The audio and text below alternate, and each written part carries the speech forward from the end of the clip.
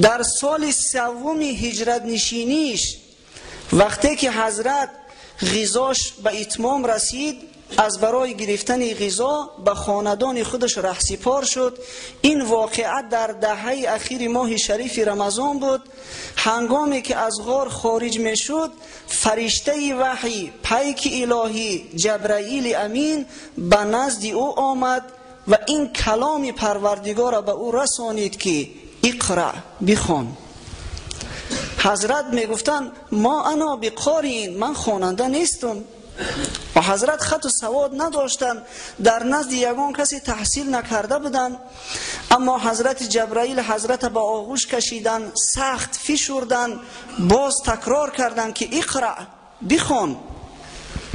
حضرت هم مکررن میگفت ما انا بقارئ، من خواننده نیستم. اما در دفعه سوم حضرت جبرائیل چنان سخت حضرت فشرد و بعد گفت اقرأ بسم ربک الذی خلق، بخوان به نام همون پروردگاری که آفرید. تمام این کائنات، تمام این مخلوقات و موجودات، تمام هستی را او خلق کرد. شخصانی که میخواهید وزن بگیره، یعنی که بزبله شوین، کچاک شوین، برای شما سمیونوان ارگینال شفافرما رو توصیه میدیم که از 9 تا 12 کیلوگرم وزن میدهد. برای دسترس کردن همه چیز ارگینال شما تنها از شفافرما پیدا کرده میتونید، چون که با باوری کامل چیزا شما میگیرید. برای دسترس کردن رقم ها در شبکه پروفیل میشه یا اینکه در کامنتاریا وزن نویسید. خلق الانسان من علق، پروردگاری که انسان از یک نطفه خونی بسته خلق کرد. اقرأ و ربک الاکرم، بخوان ای پیغمبر که پروردگاری تو بسیار کریم است، بسیار بخشنده است. خدایی که انسان از یک نطفه خونی بسته خلق کرده است، چی مشکلی برای او دارد که یک آدمی که خط سواد ظاهری ندارد او را معلم بشریت گرداند، او را هدایتگر از برای تمام عالمیان گرداند. الذي علم بالقلم علم الانسان ما لم يعلم، خدایی که انسان به واسطه قلم آموزانید و انسان چیزهایی که نمیدانست تعلیم داد. همین 5 آیه از سوره مبارکه اقرأ آیه های اولینی هستند که به پیغمبر خدا صلی الله علیه و سلم نازل شدند. خب حضرت بار اول فرشته وحی میدید، بنابراین یک هیبت در دلش پیدا شد، لرزه در بدن پیغمبر خدا پیدا شد. ترسان و هراسان سراسیمه به خانهش رفت. وقتی که بانوی اسلام خدیجه کبرا این حالت شوهر عزیز خود شدید، فی الحال به نزد او آمد از برای دل دادن که شوهر مهربان چی واقعی رخ داده است، چرا شما اینقدر در هیجان هستید. حضرت همون واقعی که به او رخ داده بود به مادر ما خدیجه رضی الله عنها نقل کردند. خدیجه بسیار زنی عاقل بود برادرای محترم، بنابر همین بود که چنانه که حضرت دوملا نقل کردن، هرچند که 15 سال سینش از پیغمبر ما بزرگتر بود، اما چی از جهت ظاهری، چی از جهت باطینی، چی از جهت عقل و فراست یگانه زمان خودش بود. زنی که خداوند به او سلام کند چگونه زن می شود؟ بنابراین گفت یا محمد، گفت تو شخصی هستی که باری بازمانده ها را به دوش میگیری، فقیر و مسکین دستگیری میکنی، همیشه در کمک بنده های خدا هستی، مهمان دوستدار و مهمان نواز هستی، دارای خصلت بسیار بزرگ هستی. من هیچ گمان ندارم که خداوند دیو یا پری را به تو مستولی کند. یعنی اون مخلوقی که تو دیده ای به هیچ وجه نمیتواند که یگان مخلوق ضرر رسان باشد. گفت بنابراین گفت که بیا همراه من به نزد عمکم میرویم. عمک خدیجه ورقه ابن نوفل نام داشت، یک موی سفید سال خورده جهان دیده بود. این مرد در همون وقت جوانیش از دین بتپرستی دست کشیده بود، نصرانی شده بود. کتاب تورات و انجیل حتی به زبان عربی بعضی قسمتش ترجمه هم کرده بود. بنابراین پیغمبر خدا را به پیش ورقه ابن نوفل برد. بعدا قصه را به اون نقل کردن. وقتی که ورقه سخنهای پیغمبر خدا را به دقت گوش کرد، گفت که اون مخلوقی که به تو نمودار شد این همون ناموسی هست، همون فرشته وحی هست که به حضرت موسی کلیم الله کلام الهی را می آورد. او جبرائیل امین است، به نزد تو می آید. خدیجه گفت این شوهر تو پیغمبر خدا هست، همون پیغمبری موعود هست که پیدا شد. لیکن متاسفانه گفت وقت فرا می رسد که قوم او به او دشمن می شوند، او را زده از شهرش پیش می کنند به خواری و زاری، قصد کشتن او را می کنند. اگر گفت من در قید حیات باشم البته که از او حمایت می کنم. اما از بس که سن سالش رفتگی بود، چند روز بعد او هم جان به جان آفرین سپارید. خوب، ورقه این از کجا دانست؟ ورقه فقط از سخن پیغمبر خدا اینو نفهمید. او اهل کتاب بود، او از کتاب تورات و انجیل آگاهی داشت. در کتاب تورات و انجیل، همون تورات انجیل پیش از تحریف شدن، پیش از ولادت پیغمبر ما، نام پیغمبر ما صراحتاً در اونجا ذکر شده بود. برای ما مسلمان ها همین یک آیه سوره صف کافی است که خداوند از زبان حضرت عیسی نقل میکند که چگونه حضرت عیسی گفتند که بعد از من یک پیغمبر می آید، امت خود چه خبر کرد به نام احمد. در همین کتابای تورات و انجیل تحریف شده امروزه هم این مردم نصرانی و یهودی تا حال کتابای خودشون تحریف میکنن. تا حال مثلا ما دا ترجمه کنن، همون عباره اصلی عربی را میارند، بعدا ترجمه را از پسش میارن و یگان مترجم دعوا نمیکند که من 100% کلام خدا را ترجمه کردم. این ناممکن است. میگن ما ترجمه تحت لفظی، ترجمه معنوی کردیم. اما این نصرانی ها پایبند این چیز نیستن. اینا افتخار میکنن که از همه کتاب آسمانی که به زبانهای گوناگون ترجمه شده است همین بیبلیای ما هست، به تمام زبانها ترجمهش میکنن. در هر ترجمه یک چیز علاوه میکنن، یک چیز دیگرگون میکنن. تا حال همون کتابای الهی ده خیانت میکنن و تحریف میکنن.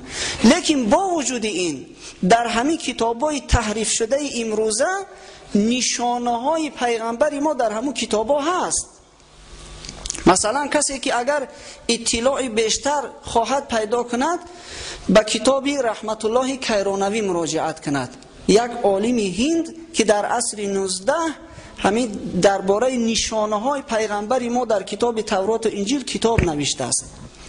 در زمانی که انگلیس ها مبلغای نصرانی را به عالم اسلام پهن کرده و میخواستند مسلمانان را نصرانی کنند، این مرد خدا رحمت الله کیرانوی کتاب نوشت که مسلمانان بخوانند و بتوانند که با اهل کتاب مباحثه کنند و از دین خود دفاع کنند. یا اینکه با کتابای احمد دیداد هم از همون رحمت الله کیرانوی فراوان ذکر میکنند. از اون کتاب استفاده بری اگر اطلاعی بیشتر بخواهی.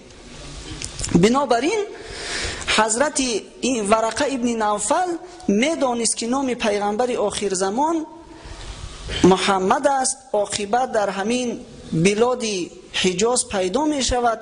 بنابراین وقتی که این سخن از زبان پیغمبر شنید فی الحال قبولش کرد که او پیغمبر آخر زمان است. خوب، از بین چند وقت گذشت دیگر وحی به پیغمبر نازل نمی شد. اینو در اصطلاح مورخا به نام فترت وحی ذکر میکنن. چند زمانی به پیغمبر خدا وحی نازل نشد. شاید یک حکمتش همین بود که خداوند خواست که پیغمبرش آرام شود، همون هیبت و سختی که در بار اول وحی به او نازل شده بود از او دور شود و حضرت منتظر وحی شود. بنابراین چندین وقت به پیغمبر خدا وحی نازل نشد که حتی بعضی ها گفتن چند سال وحی نازل نشد که این سخن نادرست است. قول دقیق تر همین است که چند روزه، تخمین 10 روزه به پیغمبر خدا وحی نازل نشد. خداوند بنده خودش آماده کرد و روز 1 شوال وقتی که ماه رمضان سپری شد و حضرت بار دیگر از غار حرا خارج شد، میخواست که به خانه خودش رود، یک آواز به گوش پیغمبر خدا رسید. اینا در حدیث خود رسول اکرم صلی الله علیه و سلم بیان میکنند که به پیش نظر کردم چیزی ندیدم، از پسی پشت چیزی نمودار نبود، ناگاه سرم برداشتم که در آسمان همون فرشته وحی میگه دیدم که سرش به افق اعلا می رسید. پیغمبر خدا جبرائیل امینه به صورت اصلیش دید. بنابراین یک هیبت حضرت جبرائیل باز در دل حضرت مستولی شد. فرشته الهی را دیدن به صورت اصلیش برای انسان بسیار مشکل است. یک مثلا بعضی موجوداتی که به چشم ناعیان هستند، اینمی دیو پری و عجینه را انسان میبینه لرزه در اندامش میگیره. چی گفته میشود در حق مخلوقی که فرشته مقربی که 600 پر داشت، به یک پرش قادر است که همین زمین ما را چپگردان کند. بنابراین حضرت سراسیمه شد، زود به خانه خودش شتافت، عرق از سر و روش میریخت. همین در خانه رسیدن برابر به اهل بیتش امر کرد که زمیلونی مرا پوشانید، چادر پوشانید، در سر و روم آبی سرد به اندازه آبی خونو که در سر و روش می انداختن. تسب و تبی پیغمبر خدا بلند شده بود در زیر چادر. در همین وقت بار دوم به او وحی الهی آمد. آیه های اولی سوره مدثر. خوب، اولا یک چیز برای شما بیان کنیم که این قرآن هر سوره به طریق گوناگون نازل شدگی است. مثلا بعضا سوره اقرا چند آیتش نازل میشد، بعضا میشد از سوره مدثر یا سوره مزمل نازل میشد. همینا را خودی پیغمبر خدا جابجا میکرد که این آیه ها از فلان سوره است، این آیه ها از فلان سوره است. و دیگرش این که وحی گوناگون می شود. بعضا می شد که مثلا فرشته وحی به صورت اصلیش آمده وحی الهی را به پیغمبر خدا می رسانید. بعضا می شد که فرشته الهی یگان صورت آدمی را می گرفت به مانند انسان که حتی دیگر کسا او را می توانستند بینن، وحی خدا را به او می رسانید. بعضا می شد که وحی الهی در دل پیغمبر خدا آواز می انداخت به واسطه فرشته. و از همه نوعی وزنین ترینش انمی نوعی سومش بود که وحی الهی به واسطه فرشته به الهام الهی در دل پیغمبر خدا جرنگاس میزد. در این حالت پیغمبر خدا را تب و تابش بسیار بلند میشد. حتی صحابه ها نقل میکنن که در همین حالت اگر به حضرت نزدیک میشدیم، پای ما وقتی که به حضرت میرسید از همون شدت طاقت نمیکردیم، پامون از او جدا میکردیم. به همین طریق آیه های اولی سوره مدثر به پیغمبر خدا نازل شد که یا ایها المدثر، ای مرد گلیم پوشیده، حق تعالی بگفت قم فانذر، برخیز که وقتی آرام و راحت رفت، وقتی آسایش گذشت، فانذر، بنده های خدا را از عذاب خدا بترسان، قیامت آمدنی هست. و ربک فکبر، پروردگار خود را به بزرگی یاد کن. و ثیابک فطهر، لباسهای خود را تازه و پاکیزه نما. و رجز فهجر، از پلیدی و از نجاست خود را دور کن. ولا تمنن تستکثر،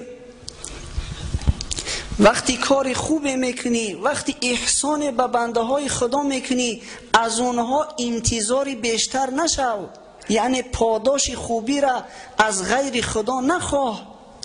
ولی ربک فاصبر، و به خاطر پروردگارت صبر کن.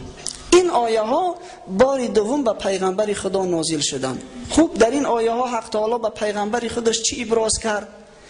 اولش این که گفت وقتی آرام و راحت رفت، وقتی فعالیت آمد، از همون زمان تا به بعد طولی 23 سال دیگر حضرت دیگر آرام و راحت ندیدن. دیگر فقط زحمت میکشیدن، دعوت میکردن، دیگر به پاکیزگی مردم دعوت میکردن. و آیه آخرینه که به پیغمبر خدا امر کرد ولی ربک فاصبر، در اینجا هم حضرت هشدار کرد که البته در وقتی که تو دعوت کنی مردم دشمنی تو میشوند، به تو زحمت میرسانند، مشقت میکشی، اما به خاطر پروردگارت صبر کن. از این به بعد دیگر رسول اکرم صلی الله علیه و سلم از جاش خیست. بعد اهل بیت خودش دعوتی به سوی خدا کرد. اولین آدمی که به پیغمبر نازنین ما ایمان آورده است، اعم از زن و مرد، از کودک و کلان، از آزاد و غلام، مادرمان خدیجه رضی الله عنها هست. بار اول او به شوهر عزیزش ایمان آورد. دیگر کسایی که به او نزدیک بودند، دخترای پیغمبر خدا به او ایمان آوردند. غلامش زید ابن حارثه که دیگر غلام هم نبود، پسرخواندش بود، حضرت او را آزاد کرده و پسرخواندش کرده بود، او به حضرت ایمان آورد. دوستی نزدیک پیغمبر خدا حضرت ابوبکر صدیق، این حضرت ابوبکر یک مرد بسیار شریفی بود، بسیار با آبرویی که در هر کار مردم قریش به او مراجعت میکردند، مصلحت میپرسیدند. به مجرد این که حضرت پیغمبر خدا او را دعوتی به سوی اسلام کرد، حضرت ابوبکر قبول کرد. بنابراین لقب صدیق در افتخار یافت. صدیق، ابوبکر تصدیق کننده. در حدیث آمده است که حضرت گفتند بسیار کسایی را که به سوی اسلام دعوت میکردم اولا یک شک شبهه داشتند، یک اندیشه میکردند، غیر از ابوبکر. به هر کاری که ابوبکر من گفتم به یگان شک شبهه تسلیم امر خدا شد. بنابراین ابوبکر صدیق ما او را ذکر میکنیم. حضرت علی کرم الله وجهه خردسال بودن، در سن 6 سالگی. بار دیدن که پیغمبر خدا با مادر ما خدیجه رضی الله عنها نماز میخونند. در همون ابتدایی که وحی به پیغمبر نازل میشد، حضرت جبرائیل طریق طهارت کردن به حضرت آموزانیده بود و نمازم میخوندن. البته اون نمازی که او زمان میخوندن از این نمازی ما فرقیت ها داشت. شاید که به این شکلی که ما میخونیم این شکل نبود. دیگر این که 5 وقت نماز نبود، 2 وقت نماز میخوندن، صبح و شام، 2 وقت نمازی فرضی بود. حضرت علی این حالت مشاهده کرد، گفت شما چیکار میکنی؟ گفتن عبادت میکنیم خدا را. آخی گفت دیگرها را میبینیم که در پیشون یک هیکلی هست، یک تیمثالی هست، در پیش بوتا سجده میکنن، و شما در پیشتون چیزی نیست. حضرت گفتن، علی گفتن ما خدای زمین و آسمان سجده میکنیم، او بوت، او سنگ و چوب، اینا مخلوقای باطلن، اینا خدا نیستن. گفت من هم میتونم، گفت به مانند شما همین مسلمان شوم و نماز بخوانم؟ گفتن البته میتونی. حضرت علی گفت اول گفت یک از پدرم رخصت پرسون. با سوی پدرش رفت، اما در راه از رأیش گشت، دیگر پیش پدرش هم نرفت. به نزد پیغمبر خدا صلی الله علیه و سلم آمد، اسلام به او عرض کرد، مسلمان شد و اهل نماز شد. بنابراین علی را ما کرم الله وجهه میگوییم، یعنی که خداوند چهره و پیشانه او را از شرک به خدا نگه داشت، محترم کرد که در پیش غیر خدا حضرت علی سجده نکرده است. کرم الله وجهه، از همون آوان خوردی مسلمان بود. پدرش بار حضرت علی را دید که همراه پیغمبر خدا نماز میخواند، ابو طالب. گفت که بسیار کار خوب میکنی، همین کارتونه دوام دادن بگیری. حضرت مردم دعوت میکرد طبق همون آیه قرآنی که و انذر قم فانذر، اما دعوتش پنهانی بود، از بس که خداوند حالا به او رخصت نداده بود، حالا وقتی دعوتی آشکارانه بود. 3 سال پیغمبر خدا پنهانی مردم دعوت میکردن. اکنون این پنهانی به حد نبود که یگان کس خبردار نشود. البته که این آوازها پهن شدگی بود، مردم مکه از این واقعه خبر داشتند، اما صراحتا در مجلس های قریشی ها و در معرکه هاشون اونها را دعوتی آشکارا نمیکرد. به علاهیدگی هر یکیش به سوی اسلام دعوت میکرد. در نوبت خود کسایی که مسلمان میشدند اونا هم اهل بیت خودشون دعوت میکردند. مسلمانای اولینی که در همون زمان اسلام آوردن دوست حضرت ابوبکر حضرت عثمان بود. حضرت ابوبکر دوستای زیادی داشت که تمام اونها را مسلمان کرد. حضرت عثمان، حضرت عبدالرحمن ابن عوف، سعد ابن ابی وقاص، شخصیت‌های ابرمرد اسلام که نامای اینا را همش شما شنیدگی هستی. طلحه ابن عبیدالله، زبیر ابن عوام، جعفر ابن ابی طالب برادر حضرت علی، اینا همه مسلمان شدن. یعنی دعوت اسلام از این کار حضرت ابوبکر صحابه های اولین دانسته می شود که خاص برای نماینده های دین، برای پیغمبران و ملاها نیست. این مسئولیتی همه هست. یکی از اصول دین ما امر به معروف و نهی از منکر است. همه ما وظیفه داریم که اهل بیت، یار و رفیقا، همکاران، کسانی که به اونا وامیخوریم، اگر اهل نماز نباشند، اگر اهل اسلام نباشند، اونا را دعوتی به سوی اسلام کنیم، چگونه ای که حضرت ابوبکر و دیگر صحابه ها میکردن. در همین طول 3 سال که دعوت پنهانی میرفت، طبق بعضی از آماری که مؤرخا و محققا در کتاب آورده اند، 130 نفر از مرد و زن مسلمان شدند. بعضیشون قریشی بودن، بعضی ها حتی غیر قریشی بودن، به مانند عبدالله ابن مسعود که او قریشی نبود. بعضی غلاما و کنیزا اسلام قبول کردند و از همه مسلمانای سرسپرده اسلام معلوم شد که باز همینا هستند، به مانند بلال حبشی، صهیب رومی. 130 نفر شاید که در نامهای بعضی ها اختلاف است، از این کمتر باشد یا از این زیادتر باشد، در طول همین 3 سال فعالیت به هدایت رسول اکرم صلی الله علیه و سلم مسلمان شدند. بعد از این خداوند آیه دیگر نازل کرد. خداوند سوره شعرا در قصه حضرت موسی را آورد که چگونه حضرت موسی فعالیت میکرد، قومش دعوت کرد، با وجود اینکه فرعون او را تهدید کرد، قصد کشتنش کرد، از دعوت خودش دست نکشید. عاقبت حضرت موسی بنی اسرائیل از چنگ فرعون نجات داد، فرعونی ها غرق شدند، از مصر هجرت کردند. خداوند به همین یک قصه پیغمبر خودش نشان داد که چی واقعه های عاقبت به سرش می آید و بعدا در ضمن فرمود و انذر عشیرتک الاقربین، گفت خیش نزدیکای خدا آشکارا به سوی اسلام دعوت کن. بنابراین پیغمبر خدا یک معرکه تشکیل کرد، بنی هاشم دعوت کرد. همراه بنی هاشم بنی مطلب ابن عبدمناف، عمکزاده های اونا از طرف باباگیش، اونا را هم به خانه خودش دعوت کرد. تخمین حدود 45 نفر مرد در خانه پیغمبر خدا حضور آوردند، نشستند و بعد از آن که غذا را تناول کردند، حضرت خواست که صحبت شروع کند، اونها را دعوت کند.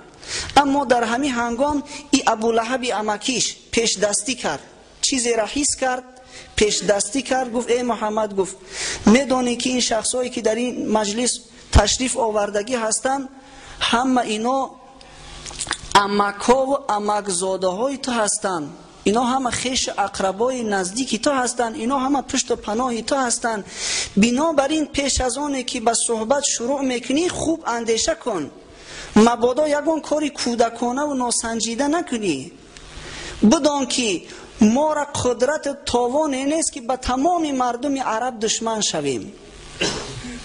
و اگر همین کار تا دوام دادن گیری ما با تو هستیم، اما اگر کاری کنی که تمام عرب دشمنی ما شوند، ما از تو رو میگردونیم.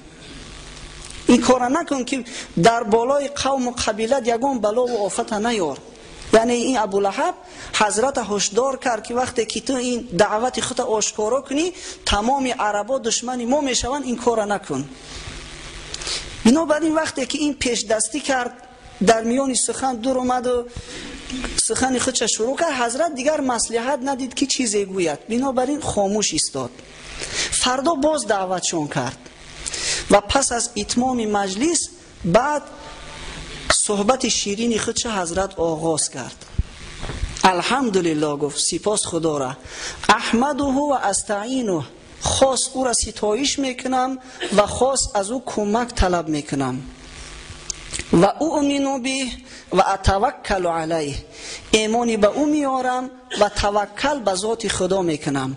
و اشهد ان لا اله الا الله وحده لا شریک له، و گواهی میدهم که خدا یکه و یگانه و بی شریک است، بی مثال است. و بعدا گفت بدانید و آگاه باشید که سید قوم هیچ وقت به قوم خودش دروغ نمیگه. بدانه که گفت من پیغمبری خدا هستم، خاصتا برای شما بنی هاشم و عامتا برای تمام خلایق خداوند مرا فرستاد و مسئول گردان که پیام خدا را به شما برسانم. بدانه گفت چنانه که خواب میکنه، همین شبا که خواب میکنه و استراحت میکنه، همچنین مرنده هستی و چنانه که از خواب میخیزه همچنین برانگیخته میشوی فردا روز قیامت. و آنگاه در پیشگاه خدا از تمامی کار و باری که کردگی هسته یک به یک در پیشگاه خدا محاسبه کرده میشوی. اون وقت یا بهشت جاویدانی هست یا دوزخ جاویدانی. یعنی یک کلامی بسیار کوتاهی پر محتوا را پیغمبر خدا گفتن. خیلی مثالای زیبا. چنانه که خواب میکنی میبری، همین خواب انسان هم یک نوع مرگ است. این علمم به همین نتیجه رسیدگی است. خوابم این مرگ است، مرگ صغرا است.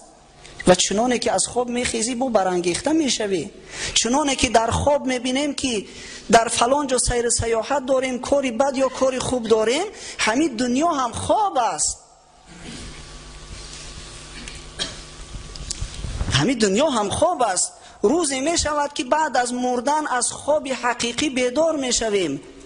مردمان را سر به سر در خوابدان حضرت عطار گفتن گشت بیدار آنکه او رفت از جهان. بعد بیداری حقیقی می شویم، می خیزیم که زندگی ما خواب بود است. ما در همین زندگی همین نقشی که در خواب بازیدیم همین خیلی زندگی می کردیم، لیکن به حسابات می ماند. چگونه ای که پیغمبر خدا گفتن اون وقت یا بهشت جاویدانی است اگر زندگی خوب کرده باشی، یا دوزخ جاویدانی اگر زندگی به دشمنی خدا و بر مقابل دین اسلام زندگی کرده باشی. همین یعنی نطقی کوتاهش گفتن. ابو طالب پدر حضرت علی که پیغمبر خدا را به وایه رسانیدگی بود بعد از گذشتن باباش، گفت چی سخنای شیرینی گفتی، چی خوب سخن کردی. گفت به خدا گفت ما دوست می‌داریم که از تو حمایت کنیم، به هر کاری که تو را موظف کردگی هستن کاری خود را انجام دادن بگیر. من در پناه تو هستم، از تو حمایت میکنم و بدان که بنی هاشم قبیله تو هم از تو ما حمایت میکنیم. کاری خود را ادامه دادن گیر، لیکن گفت دلی من در اختیار من نیست، او مرا اطاعت نمیکند که از دینی پدرم عبدالمطلب جدا شوم. یعنی ابو طالب هرچند که اسلام قبول نکرد اما آمادگی خودش از دفاع پیغمبر خدا اعلان کرد. اما این ابولهب با سخن شروع کرد، گفت به خدا گفت بسیار کاری بدی کردی، گفت این را اجازتش ندیه که اگر این کارش کنه تمام مردم به ما دشمن میشوند، یگان بلا و آفت به بالای ما می آید. اما ابو طالب گفت که کارت دوام دادن بگیر، پروا نکن، مادامی که من هستم به یک تار موی تو یگان زیانی نمی رسد. وقتی که حضرت این سخن از عمکش ابو طالب شنید، فردای همون روز صبح بر وقت به بالای کوه صفا شد. در یک تپه بلندترین کوه صفا با آوازی هرچی بلندتر صدا داد که یا صباحا، یا صباحا یک ندای بود که وقتی که یگان دشمن میخواست به مکه مکرمه هجوم کند یا یگان سیلی می آمد، یگان آفتی می آمد، همچنان کسی که خبر داشت از اون بلندی آواز میداد و مردم خبر میکرد. وقتی که این ندا را کرد بعضا قبیله ها را به نام ذکر کرد، ای بنی عدی، ای بنی فهر و ای بنی مطلب و ای بنی عبدالمطلب. تمام قبیله ها و اولاد حاضر شدند. چی واقعی شده باشد؟ گفتند که محمد در بالای کوه صفا برآمده مردم دعوت میکند. در یک زمان خلق قیامت حاضر شدند که یگان کاری مهمی هست، یگان واقعی بزرگ شده است که محمد ما را دعوت میکند. مردم زیاده در دامنه کوه جمع شدند، گفتند که چی واقعی شده است؟ حضرت گفتند اگر حاضر من به شما بگم که از پس همین کوه یک لشکری جرار خونریز میخواهد در بالای شما هجوم کند، شما مرا قبول دارید؟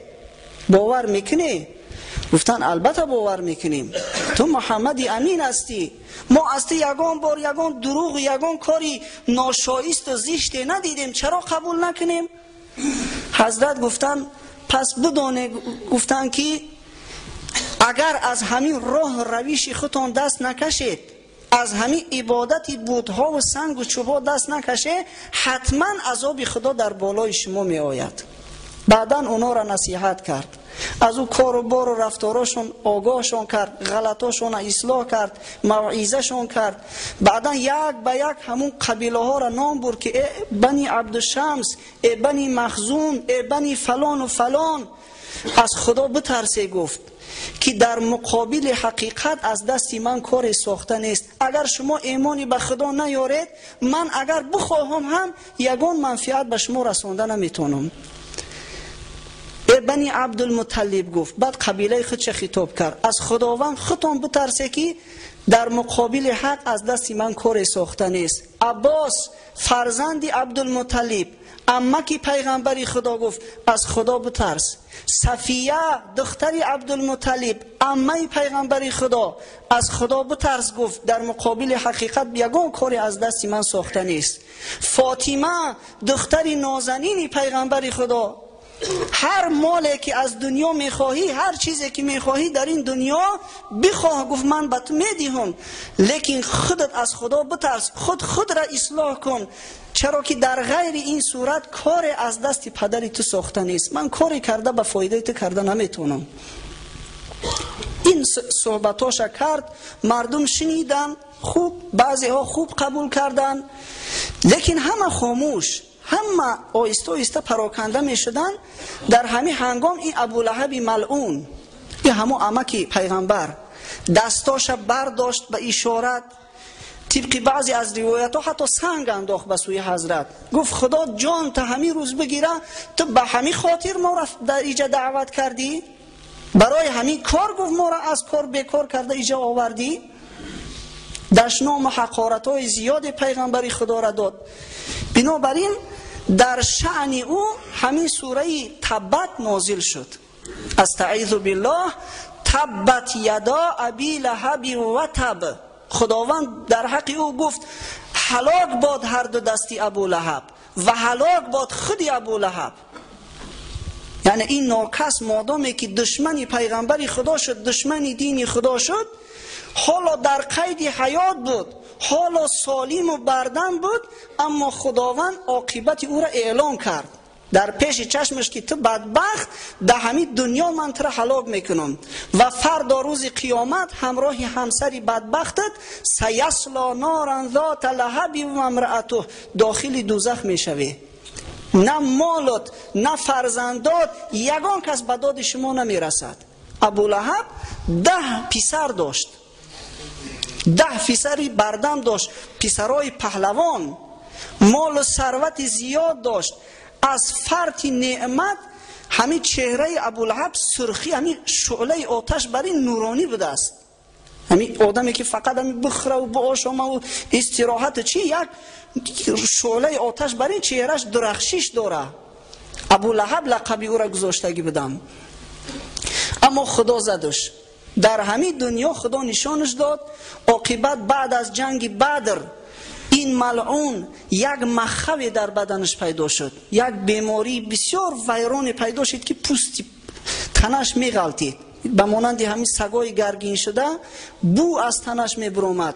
دیگر قوم و قبیلش از او رو گرداندن، فرزنداش از او رو گرداندن، همسراش قهر کردن، به یک خاری و زاری در یک کوچه مرد. مجبور شدن و همون مردم قریش که عربای حبشیایی که در اوجا کرایه آمده بودن، کرایه کارگر بودن، همونا را پول دیان با چوبهای دراز جسدی پربوی او را تیله داده در یک غاری بیرون از شهر باندازن که از بو و تفش مردم خلاص شوند.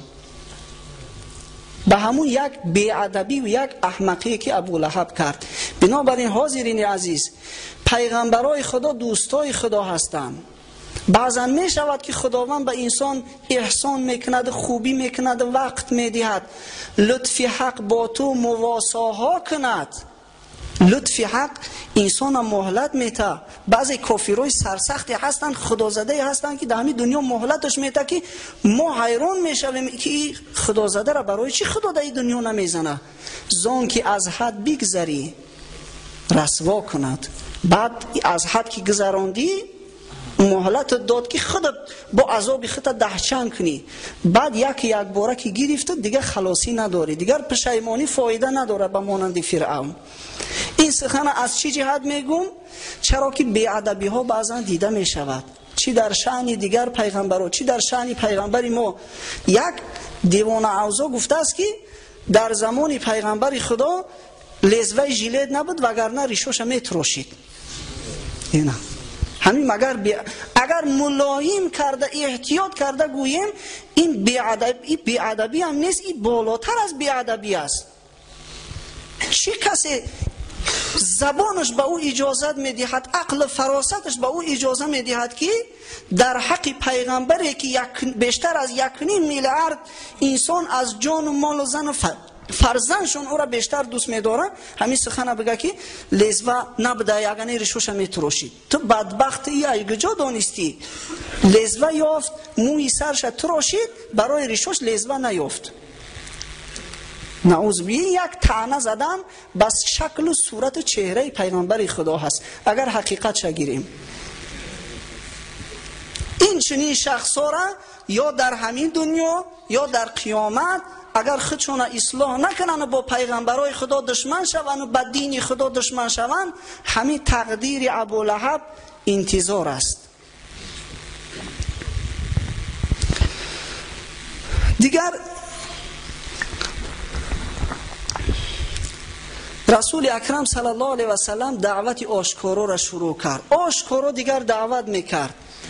پس از یک آیه دیگری که حق تعالی به اون نازل کرد که فاصدع بما تؤمر و اعرض عن المشرکین، یعنی حق تعالی گفت که دیگر حقیقت آشکار کن، به کاری که مأمور شده ای اجراش کن و از مشرکا رو تاب. حضرت دیگر آشکارا در مجلس‌های قریش قرآن میخوان، اونا را دعوتی به سوی اسلام میکرد، آشکارا در پیش چشمشون عبادت میکرد. دیگر تمامی کار و رفتار پیغمبر خدا آشکارا شد.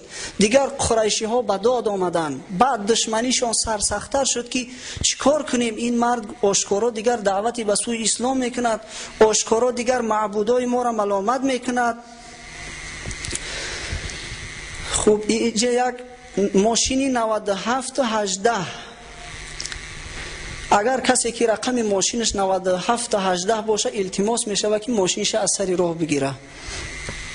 9718 و ایام حج هم فرا می رسید.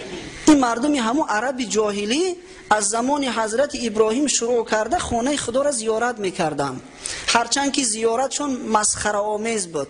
لبلیج میکردن، بعضا اوریان در گرد خانه خدا طواف میکردند و بوتا را میگرفتن میبردن روی خانه خدا داخل میکردن، اما عبادت میکردن.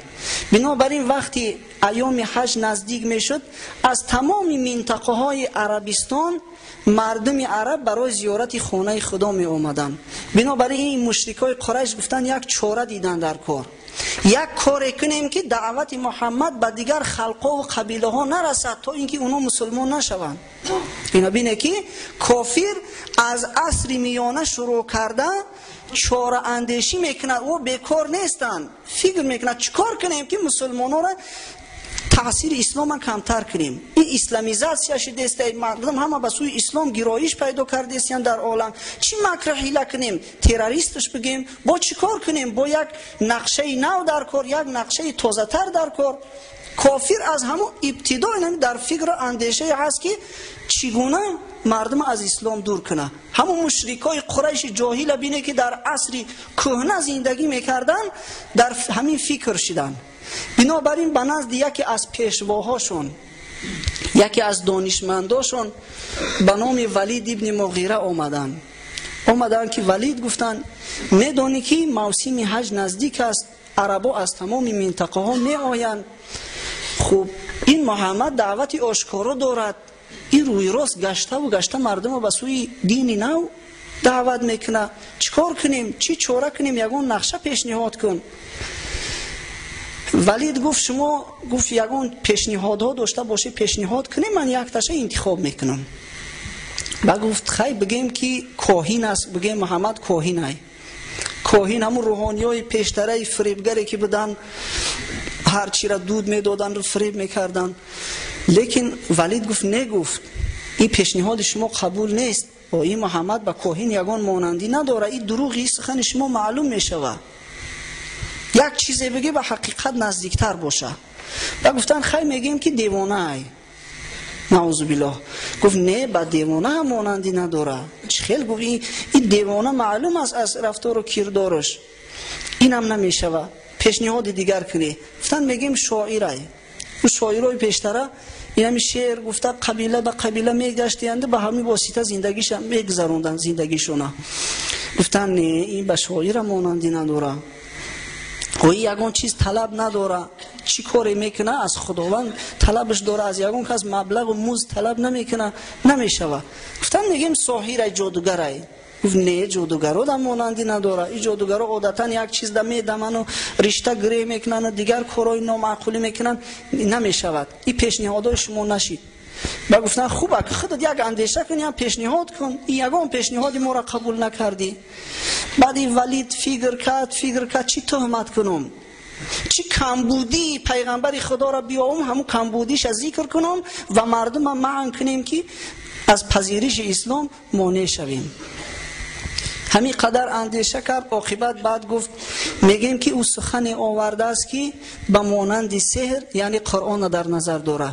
مرد از پدرش جدا میکنه و از همسرش جدا میکنه، و یعنی که میگیم ساحر ای، سخنش سخنی بشری ای، سخنی خدا نیست، ساحر ای. هرچند که این شخص ابتدا گفت به ساحر مانندی نداره، وقتی که یگان عیب پیغمبر خدا را ندید بینه که با عاقبت همین دروغ گفت، میگیم ساحر ای. وقتی که از تمام منطقه ها مردم با زیارت خانه خدا آمدن، حضرت هم گفتیم دیگه آرام و آسایش نداشت. شب باشه، روز باشه، سحر باشه، نیمروز باشه، بعضا خودش تنها، بعضا همراه یگان صحابه و دوستش، با همراهی ابوبکر یا دیگر دوستش میگشت، قبیله به قبیله میگشت که این مردم من از شما یگان چی خواهش ندارم، فقط خدا را به یگانگی پرستش نکنی، زیناکاری نکنی، خوب فرزندای خودتون زنده به زنده در گور نکنی. همین نصیحت ها را پیغمبر خدا به اونها میکرد. لیکن کافرها هم آرام و راحت نداشتن. این کافرها هم میگشتن مردم این جادوگرای مبادا شما را فریفته نکنم. ابو جهل ملعون بعضا میدید که پیغمبر خدا به سوی کار روان است، از پسش میرفت. حضرت سخن شروع میکرد که هی مردم گوش نکنه که این شما را فریب میکنه، این دینی نو پیدا کرده است، کاری میکنه که شما را برباد میته، دنیاتون میسوزونه. از این قبیل مردم اینا هم از ره میزدن. نضر ابن حارث گفتنی یک ملعونی دیگر بود، یک بدبختی دیگر. این مرد به هیره رفت. هیره را حضرت داملا قصه شکر که یک منطقه بود که ایرانی پادشاهی را گوش میکرد، یعنی رهبرای هیره، پادشاهای هیره وصل پادشاهای ایران بودن. این مرد به هیره رفت، قصه های ایرانی را از خود کرد، قصه رستم داستان، جنگ رستم با اسفندیار، 7 خان اسفندیار و 7 خان رستم و همینا را از خود کرد. می اومد در هر مجلسی میدید که پیغمبر خدا دعوتش شروع کرده است. هی مردم میگو ایرا گوش نکنه، من قصه های شیرین تر از او دارم، من قصه های خوبتر دارم. بعد همو افسانه های بود نبود بودگار بود همون را شروع کردن میگرفت. یعنی کار کنیم که مردم از دعوت منع کنیم. حتی این نضر ابن حارث وقتی که میشنید است که یگان شخصی با آبرو به سوی اسلام مایل شده است، میخواهد که مسلمان شود، او را به خانهش دعوت میکرده است، از پول خودش تشکیلی میکرده است، نوش و نعمت ها را می آورده است. بعد یک کنیزک دیگر هم داشته است که سرایندگی میکرده است، به مانند خدمان، چیزای خدمان، سراینده های خدمان. بعد او کنیزکش رقص بازی و سرایندگی میکرده است. ای ایجا تشکیلی را خورده و عرق نوشیده. بعد میگفته است اینا بین راحت در کجا بوده است، تو میستی از پس محمد رفته، ای پس مردن شما را وعده راحت داده است. این راحتی ای وقت را بعدینه نگذاره، مبادا شما را فریفته نکنه. این کارا را این نضر بدبخت نضر ابن حارث انجام میداده است. بعضا حالت می شد که حضرت میخواست که قرآن قرائت کند یا اینکه نماز میخوان با آواز می برداشتن، میگفتن آواز برداره که قرآن شنیده نشود. این قرآن به خودش یک تأثیر دارد که شنونده را به سوی خودش جلب میکنه. غلاغوله میکردن، آواز می برداشتن که سخن حضرت شنیده نشود. این همش از همون سیاهی دلشون بود.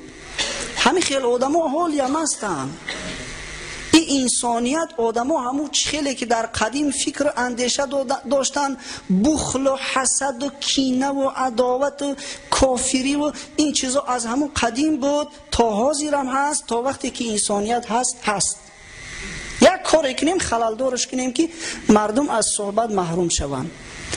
این کارا نشد، تهمت های گوناگون کارگر نشد. با وجود این بعضی از کسایی که می آمدن مسلمان میشیدن، به زیارت خانه خدا می رفتن. بنابراین دیگر بدبختا بعد اندیشه بدتر کردن، گفتن کار دیگر کردن در کار دیگر. از اینجا اوسو کسایی که اسلام میارن اینا را روی راست عذاب و شکنجه میکنیم. این ابو جهل وقتی که میفهمید که یگان کس مسلمان شده است، اگر یگان انسانی با آبرو میشد که زدش نمیتونست، با خانهش میرفت و تهدیدش میکرد که تو اسلام آوردی، اگر از اسلام بر نگردی کار میکنیم که تو در تجارتت کساد میشوی، ضرر میبینی، از دنیات محروم میشوی. همین خیلی تهدید میترسونید. اما اگر او بیچاره یگان کمبغل ضعیف بیکس میشید، عذاب و شکنجهش میکردن. بعدا مصلحت کردن هر رهبری قبیله، هر رهبری اولاد وقتی که شنید که یک تابعش مسلمان شده است، حتما او را عذاب و شکنجه کنه که از اسلام دست بکشه. حضرت عثمان امکش در یک گلیم پیچید، محکم کرد، از زیر گلیم برگ چرگ این چیزا را دود میداد که حضرت عثمان نفسگیر شود، که تا وقتی که کافر نشوی میگفت من تر از این گلیم خلاصی نداری، خلاصت نمیکنم. حضرت مصعب ابن عمیر یک جوان یا شکک بود که اسلام قبول کرده بود. بسیار جوانه که نونیحال زیبا صورت، ناز پرورد، در خانهشون ارکه بود است، مسلمان شد. این آچه‌ای که به فرزند باید مهر داشته باشه زد، از خانه پیشش کرد. بیچاره گشنه و تشنه در صحراها و در زیر آفتاب میگشت، عاقبت قاق زد، روش پوست پرتاف به مانند مار برین. همون قدر رنگ صورتش دیگرگون شد که دیگر او را شناخته نمیشد، که تا وقتی که مسلمان نشوی دیگر به خانه را ره نمیدهیم. خب حالی شخصای آزاد این بود. اما بیچاره غلاما چی حال داشتن؟ غلامایی که در او عصر و زمان غلامداری صاحب غلام از زده میکشت، کسی چیزش نمیگفت. غلاما احوالشون ده چند سختتر بود. صهیب ابن سینان رومی مسلمان شدگی بود، غلام. این بیچاره را همین قدر میزدن همون مردم قبیله شون که از هوش میرفت. بعضا از هوش بیدار میشد، به خود می اومد که حالی هم این خدا زده و زده استیانش. بعضا چیزای از زبانش می برومد که خودش نمیفهمید چی میگه. بلال حبشی قصهش معروف است. این بلال بیچاره را صاحبش امیه ابن خلف بود، یکی از دشمنای سرسخت‌ترین پیغمبر خدا. این ناکس یک رسمان تنگ در گردنش، بعضا سیم در گردنش میبسته و بعد کشون او را در بالای ریگ میکشوند است و کوه و صحرا به دست دیگرون میداد است که بگردانش.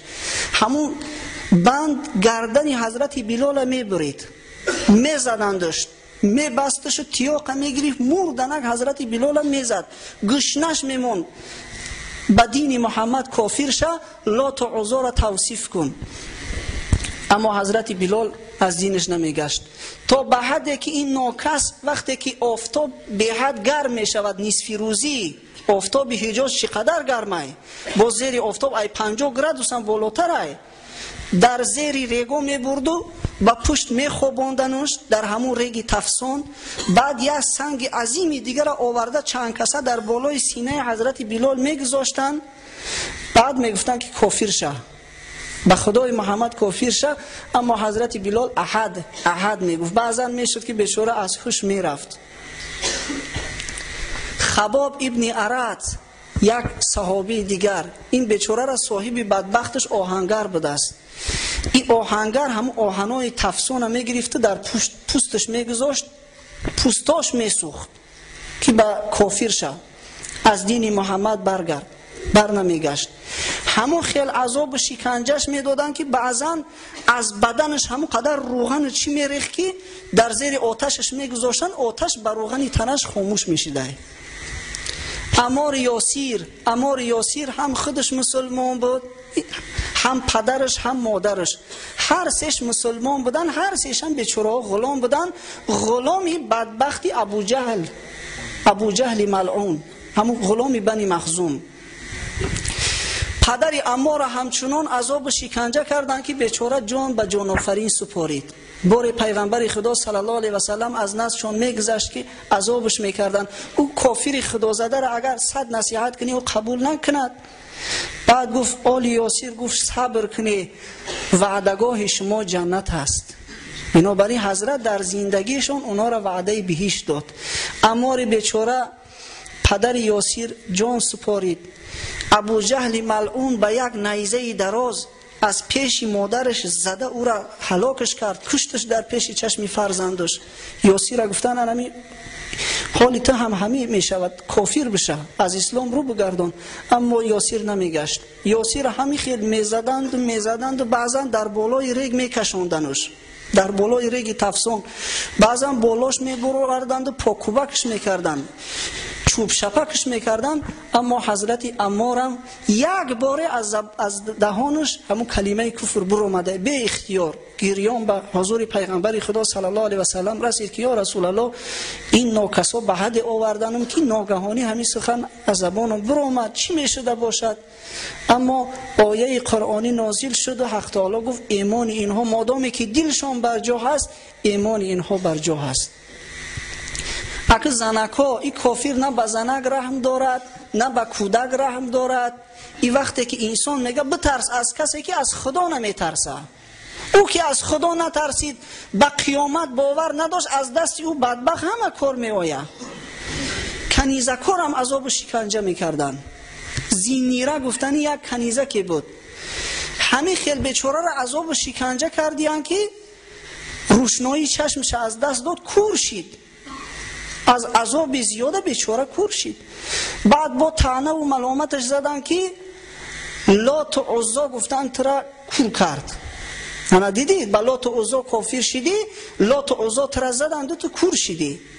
اما همون کنیزک در همون حالتهای سختی و نابینایی گفت به خدا، گفت ایره لات و عزا کردگی نیست، ایره خدا کردگی های.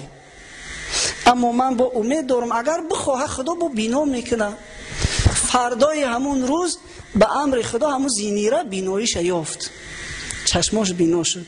امر پروردگار عالم بینه که آخه این از 1000 نقل و قصه عذاب و شکنجه ها باور کنیم ما یک بیان کرده نتوانستیم. همون قدر عذاب و شکنجه ها دیدن مسلمان های اولین، لیکن بینه که از اسلام دست نکشیدن.